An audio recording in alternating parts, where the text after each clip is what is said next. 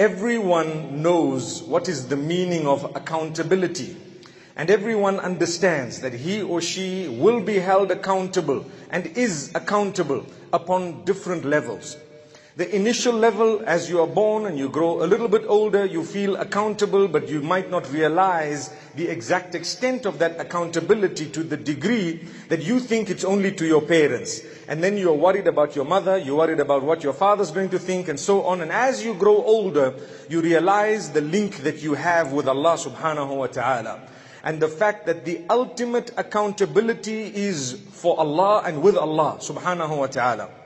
So, as we grow older, we know that we might employ someone or we might be employed. If you're employed or you employ someone, or you are doing business or interacting with people, there is a sense of accountability to the degree that you know, if I were to do my job correctly, I will be rewarded for it and I am deserving of the amount I'm getting. And if I were not to do my job correctly, then it means that I am at fault. So much so that I recall one of the scholars back in Saudi Arabia many years ago warning those who waste time at the workplace. At that time there was no surfing the net, but I think the problem has just become worse because of the internet and the phone.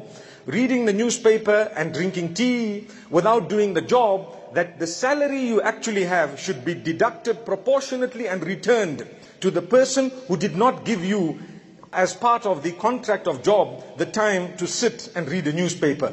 However, the ultimate account shall be taken on the day of judgment. On that day, Allah subhanahu wa ta'ala is going to set up some scales. The scales of justice, as mentioned in the hadith of Rasulullah sallallahu alayhi wa sallam, as well as in the Quran. Allah subhanahu wa ta'ala says, towards the end of, I think it's Surah Al-Anbiya, on that day of judgment, we shall place the scales of justice to weigh the right and the wrong, your good deeds and your bad deeds.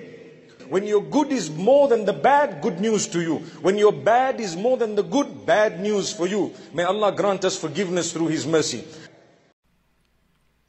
Please make special du'as for our patrons who made this possible by supporting us on Patreon. Insha'Allah.